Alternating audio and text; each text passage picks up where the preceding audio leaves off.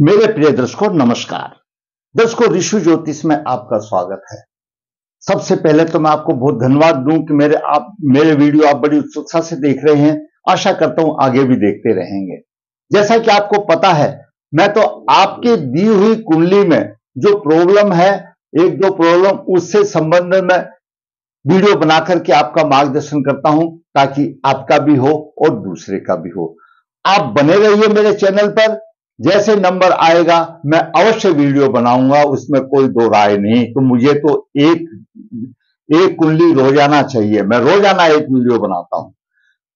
दर्शकों, आज के इस वीडियो में हम एक बहुत ही परेशान जातक है, उसकी कुंडली का विश्लेषण करेंगे। वो हताश हो गया है, शारीरिक दृष्टि से भी हताश हो गया, धन की दृष्टि से भी हताश हो गया और मानसिक तौर पर भी हताश हो गया। क्या है उसकी कुंडली में ऐसे योग, उसका भी मार्गदर्शन होगा, आपका भी मार्गदर्शन होगा। दर्शकों, मैं हमेशा बताता हूं, ये कुंडली है, लगन और लग्न स्वयं का प्रतिनिधि करता है। द्वितीय भाव धन का, कुटुंब का, वाणी का भाव है। तृतीय भाव पराक्रम का, चतुर्थ भाव सभी प्रकार के सुख का भाव है। चंद्रमा इसका कारक ग्रह है, माता का भाव है और मकान का भाव है। सभी प्रकार के सुख का भाव चतुर्थ भाव से। पंचम भाव शिक्षा, विवेक, संतान, बुद्धि आदि का भाव है। छठा भाग रोग शत्रु का भाव है। सप्तम भाव जीवन साथी का, रोजगार, व्यवसाय का भाव। तो अष्टम भाव कष्ट और मृत्यु का भाव है। नवम भाव भाग्य भाव है, धर्म का भाव है। दसम भाव व्यवसाय में सफलता, पिता का सुख का भाव है। एकादश भाव आमदनी का भाव है और द्वादश भाव हमारा खर्च, कोर्ट कचहरी, दंड आदि, अपयश, सहवास, सुख का भाव है। ये मोटे तौर पर सबको मालूम होना चाहिए। मैं इसलिए हमेशा 2 मिनट लेकर के बताता हूं। कोई नया दर्शक जुड़े तो ये 70 पारों का मतलब उनको सबको पता होना चाहिए। दर्शकों, आज जातक मानसिक बल उसका कमजोर है। मानसिक परेशानी के लिए सबसे पहले तो चंद्रमा, आपका चंद्रमा कहीं पर भी अशुभ प्रभावी होगा तो मानसिक बल कमजोर हो जाएगा। चतुर्थ भाव भी होगा तो मानसिक बल कमजोर हो जाएगा और लगन पर भी पीड़ित होगा तो भी मानसिक बल कमजोर रहेगा, चाहे कुंडली कोई भी होने दो। दूसरा, आमदनी से संबंध में है और खर्च से संबंधित है। तो खर्चा ज्यादा होता है, आमदनी कम हो जाती है तो भी परेशानी होती है, धन की हानि हो जाती है और स्वास्थ्य कमजोर हो जाता है। देखते हैं क्या कहती है जातक की कुंडली। एक सिलसिलेवार हम आपका मार्गदर्शन करेंगे। मानसिक परेशानी, धन हानि और स्वास्थ्य कमजोर। जातक का जन्म 19 जनवरी 1977 अमावस्या शुक्ल पक्ष, क्योंकि जातक का जन्म रात को 11:20 पर हुआ है, रात्रि में हुआ है। प्रातः अमावस्या थी और फिर उसके बाद शुक्ल पक्ष एकम लग गई थी।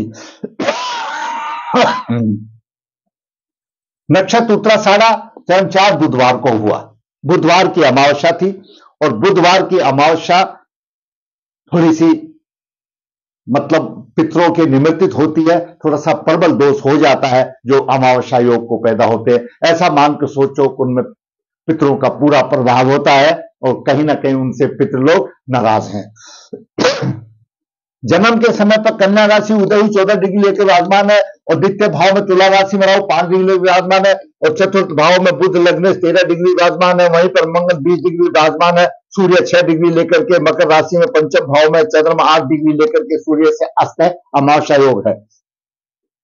छठे भाव में शुक्र कुंभ राशि में 22 डिग्री लेकर विराजमान है। अष्टम भाव में केतु 5 डिग्री और गुरु 27 डिग्री विराजमान है और एकादश भाव में शनि 20 डिग्री 59 लेकर के विराजमान है। ग्रहों की स्थिति।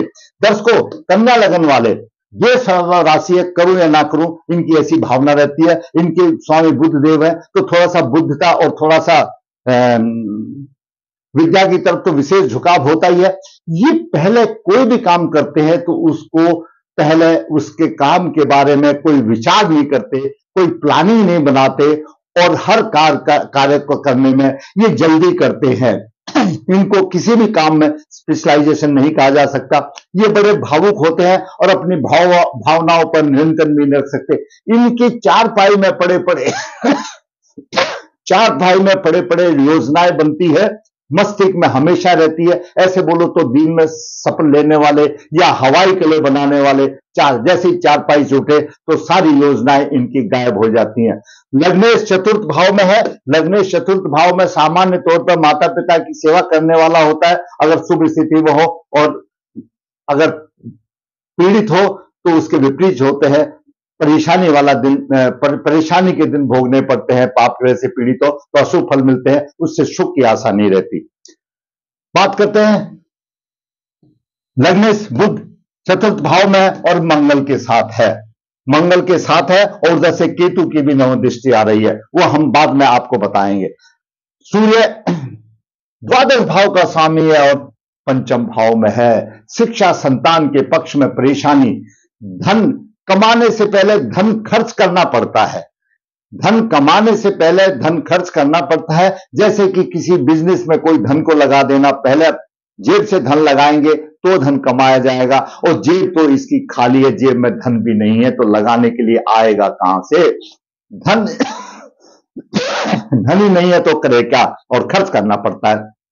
परिश्रम अधिक, शिक्षा भी परिश्रम के अनुपात में उतनी शिक्षा का महत्व नहीं मिलता। खर्च के कारण दिमाग में परेशानी रहती है, और उस वजह से परेशानी की वजह से जातक घुमा फिरा कर बात करने वाला होता है, परेशान होता है, और उसको पेट से संबंधित बीमारियां और हार्ट अटैक भी हो सकता है।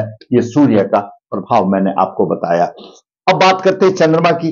दर्शकों, चंद्रमा एकादश भाव का स्वामी, एकादश भाव सोसाइटी का भाव है, एकादश भाव बड़े भाई का भाव है, एकादश भाव आमदनी का भाव है, सभी इच्छाएं पूर्ति का भाव है, इच्छा पूर्ति का भाव है। और चंद्रमा अस्त हो गया, अमावस्या योग में फंस गया, कोई फायदा नहीं, पितरों का पूरा प्रभाव हो गया। अब बात करते हैं मंगल की। मंगल दर्शकों तीर्थ भाव का स्वामी और अष्टम भाव का स्वामी, मूल त्रिकोण राशि अष्टम भाव में, और मंगल चतुर्थ भाव में है। भूमि, मकान, माता के सुखों की हानि, और मंगल अपने शत्रु बुध के साथ है। बुध लग्नेश को भी दगा रहा है, 20 डिग्री है मंगल की, तो लग्नेश भी पीड़ित है मंगल से, बुध के साथ है। और अष्टम भाव का स्वामी है। मातृभूमि, मकान, सुख में कमी, क्योंकि अष्टमेश है। व्यवसाय में भी त्रुटिपूर्ण सफलता देगा। और अष्टम दृष्टि से यहां पर मंगल कर्क राशि को देख रहा है, शनि पर भी प्रभावित हो रहा है। मंगल शनि पर भी प्रभावित हो रहा है, और कर्क राशि में नीच दृष्टि से देख रहा है। और शनि को भी, शनि पंचमेश भी है, छठमेश भी है, प्रभावित हो रहा है। अब बात करते हैं गुरु की। दर्शकों, कन्या लग्न में गुरु 2 भावों का स्वामी है, चतुर्थ भाव का और सप्तम भाव का। और अष्टम भाव में गुरु आ गया, मेष राशि में 27 डिग्री लेकर के है, केतु से डिस्टेंस तो है, लेकिन गुरु केंद्राधिपति दोषी होने के कारण वो पूर्ण रूप से फल देने में सक्षम नहीं है। और हमारे विद्वान तो इसको ऐसा मानते हैं कि गुरु कुछ फल नहीं देने वाला, क्योंकि केंद्राधिपति दोषी हो गया, कुछ फल नहीं देगा, कर्मों के हिसाब से दोषी हुआ। तो साधारण तौर पर कुछ फल नहीं देगा, अगर थोड़ा बहुत देगा भी तो पंचम दृष्टि से खर्चा अधिक करेगा, सप्तम दृष्टि से धन और कुटुंब की हानि करेगा, संचय नहीं होने देगा, कुटुंब से परेशानियां आएंगी। और नवम दृष्टि यहां पर करेगा त्रुटिपूर्ण, अपनी राशि को देख रहा है लेकिन अष्टम भाव से देख रहा है, सुख देने की कोशिश करेगा, परिश्रम करके लेने की कोशिश करेगा, लेकिन उतना उसको एफर्ट्स लगाने के बाद भी नहीं होगा। अब बात करते हैं शुक्र की। शुक्र दर्शकों द्वितीय भाव का स्वामी और भाग्य भाव का स्वामी और छठे भाव में है। खर्च आय से अधिक होगा और हमेशा मानसिक तनाव भोगेगा, क्योंकि शुक्र सप्तम दृष्टि से द्वादश भाव को देख रहा है और धन का स्वामी है, मूल त्रिकोण राशि धन में है, भाग्य का स्वामी है, और पूरे धन को शुक्र खर्च कर देना, खर्च कर रहा है। उतनी आमदनी नहीं होगी जितना कि शुक्र खर्च कर रहा है, और मानसिक तनाव फिर उसको भोगने पड़ते हैं। यह जातक की स्थिति इस प्रकार की हो जाती है। बात करते हैं शनि की। दर्शकों, शनि पंचम भाव का स्वामी है और छठे भाव का स्वामी है, मूल त्रिकोण राशि छठे भाव में। शनि रोगेश है, यहीं पर दर्शकों ध्यान से सुनना, शनि रोगेश है, रोग देने वाला है। और कर्क राशि में अश्लेषा नक्षत्र में शनि है, अश्लेषा नक्षत्र पीड़ित है, कर्क राशि पीड़ित है, कर्क राशि से संबंधित रोग देगा। शनि धीरे चलने वाला ग्रह है, 30 डिग्री को 2.5 साल में रहता है। जहां पर भी ये शनि चेंज होगा वहीं अपने प्रभाव के अनुसार उसको कुछ ना कुछ रोक देगा। यहां पर कर्क राशि में दे रहा है, तीसरी दृष्टि से यहां पर कन्या राशि में देख रहा है, 20 डिग्री 59 मिनट है। कन्या राशि में हस्त नक्षत्र को पीड़ित कर रहा है। सप्तम दृष्टि से यहां पर मकर राशि में देख रहा है, उसको श्रावण नक्षत्र को पीड़ित कर रहा है। अभी ध्यान देखिए दर्शकों, चंद्रमा के ऊपर भी शनि का प्रभाव है और चंद्रमा के दोनों नक्षत्र हस्त नक्षत्र और श्रावण नक्षत्र भी पीड़ित हो गए और चंद्रमा अस्त हो गया। चंद्रमा पर सूर्य और शनि का अशुभ प्रभाव है और सूर्य द्वादश भाव का भी स्वामी है, द्वादश भाव भी रोक देने वाला होता है। तो चंद्रमा भी अस्त हो गया और श्रावण नक्षत्र भी पीड़ित हो गया, या कर्क राशि पीड़ित हो गई। और यहां पर लगन में, जबकि हम बोलते लगन हमारा शरीर, लगन हमारा दिमाग है, हस्त नक्षत्र पर लगन भी पीड़ित हो गया, रोक देगा। जहां पर भी शनि जाएगा, जहां पर भी दृष्टिपात करेगा, कहीं ना कहीं कुछ रोक देगा। और चंद्रमा कर्क राशि में शनि का भी प्रभाव आ गया और मंगल की नीच दृष्टि आ गई। और कर्क राशि का स्थान हमारा वक्षस्थल है। वक्षस्थल हमारे शरीर की मेन बॉडी है, मेन हिस्सा पुर्जा है, मशीन है, हृदय है, फेफड़े है, ये सारे हमारे वक्षस्थल में आने जाते हैं, पेट से ऊपर। तो ऐसे जातक को इनसे संबंधित बीमारियां होंगी। उसका खांसी नजला जुकाम को आसानी ना समझे, कुछ दिन के बाद वो भयंकर रूप धारण कर लेगी। यहां पर शनि और मंगल की अशुभ दृष्टि है और सूर्य भी देख रहा है और चंद्रमा अस्त है, तो बीमारी देगा, जीवन में कष्टों की भरमार रहेगी। शनि दसम दृष्टि से अष्टम भाव को नीच दृष्टि से देख रहा है। जब शनि दुख का कारक है, शनि यहां पर रोगेश है और अष्टम भाव को देख रहा है, तो शनि, आप समझो शनि देव तो इतने कष्ट देंगे, सहन के काबिल नहीं होते, क्यों देंगे? पूर्व जन्म के कर्मों के आधार पर, क्योंकि शनि न्याय का देवता है। जो आप कर्म करके आए हो वो तो आपको भरना ही पड़ेगा, कर्म फल भोगना ही पड़ेगा, ये पूर्व जन्म के कर्मों का फल है। बात करें राहु की, राहु द्वितीय भाव में है। धन और कुटुंब से परेशानी होगी, धन तो चाहिए, कुटुंब भी चाहिए, धन और कुटुंब से परेशानी होगी। पंचम दृष्टि से छठे भाव को देख रहा है, शत्रुओं का शमन करेगा। सप्तम दृष्टि से फिर यहां पर देख रहा है, कष्ट होंगे, पेट में रोग होगा। और नवम दृष्टि से व्यवसाय को थोड़ा सा उसको राहत दे रहा है। राहु यहां पर राहत दे रहा है क्योंकि मिथुन राशि को देख रहा है। बात करें केतु की, केतु 10 को अष्टम भाव में है। अनेक प्रकार के झंझट, अनेक प्रकार के कष्ट, गिनती नहीं, पेट में बीमारी, खर्चा अधिक, पंचम दृष्टि से देख खर्चा अधिक, सप्तम दृष्टि से देख रहा है दुश्मनों से खर्चा अधिक, धन का नाश और दुश्मनों से परेशानी, घरेलू सुख की शांति नहीं, क्योंकि केतु यहां पर देख रहा है। तो सभी ग्रह, इस जातक के सभी ग्रह परेशानी देने वाले हो रहे हैं, परेशानी ही परेशानी मिल रही है। चतुर्थ भाव, चतुर्थ और कर्क राशि, चतुर्थ भाव पीड़ित है। चतुर्थ भाव का स्वामी गुरु खड्डे में गिर गया और कारक ग्रह चंद्रमा पीड़ित है और कर्क राशि पीड़ित है। यानी हमारे शरीर का चौथा अंग वक्षस्थल माना जाता है, वह हमारी मेन मशीनरी है एक मनुष्य की, जो वक्षस्थल है, जहां पर डॉक्टर भी देखता है हार्ट बीटिंग कैसी है, लंग्स कैसा, सब कुछ तो उसी में है। और वो उस सभी में उसको परेशानी की बात हो रही है, रोग हो रहे हैं। चंद्रमा अस्त हो गया, चतुर्थ भाव परेशानी होगी, कर्क राशि परेशानी होगी, मानसिक बल साधारण बात है मिल गया। धन की हानि, द्वितीय भाव परेशानी में है, राहु केतु का प्रभाव है, शनि है और गुरु भी अशुभ दे रहा है। धन की हानि, खर्चा अधिक, स्वास्थ्य कमजोर, एकादश भाव पीड़ित, आमदनी कम आ गई। जब कर्क राशि यहां पीड़ित हुई थी, वो एकादश भाव भी है, आमदनी कम आ गई। द्वितीय भाव पीड़ित, द्वितीय भाव धन कुटुंब का है, धन कुटुंब की हानि, आमदनी की हानि। चतुर्थ कर्क राशि की हानि, जो कि उसको वत्सल है, मेन मशीनरी है, वो पीड़ित है। हृदय रोग की संभावना है, लंग्स की संभावना, फेफड़ों की संभावना, परेशानी। तो बचा क्या? जातक का परेशान होना वास्तव में सही है, ऐसा जातक क्या करे, लेकिन नहीं, हिम्मत नहीं हारनी चाहिए। ये हम कर्म का फल लेकर के आए हैं, हम कर्म का फल लेकर के आए हैं, वो हमको भोगना है। ये जो हमारी जो कुंडली है, जो आप जो कुंडली देखते हैं 12 भाव की कुंडली है, ये हमारा जीवन का दर्पण है। जो हम पूर्व जन्म में जैसे हमने कर्म किए थे वैसा ही ग्रहों का प्रभाव लेकर के हम यहां आए हैं, उनका तो हमको कर्म भोग करना ही पड़ेगा। वो बात एक अलग है दर्शकों कि ज्योतिष शास्त्र में अशुभ योग के लिए, अशुभ के लिए उपाय बताए गए हैं और उपाय देने से राहत हो जाती है, तो राहत करना चाहिए। उपाय आपके हाथ में है क्योंकि श्रद्धा आपके पास है। कोई भी पंडित जी, कोई भी ज्योतिषाचार्य आपका मार्गदर्शन करेगा, अब इसी तरह से है, इसके लिए उपाय बताएगा, करना तो आपको है। आप जब करोगे तो उन ग्रहों की ओरा आपके तरफ चारों तरफ घूमेगी, तो एक रक्षा सूत्र का होगा।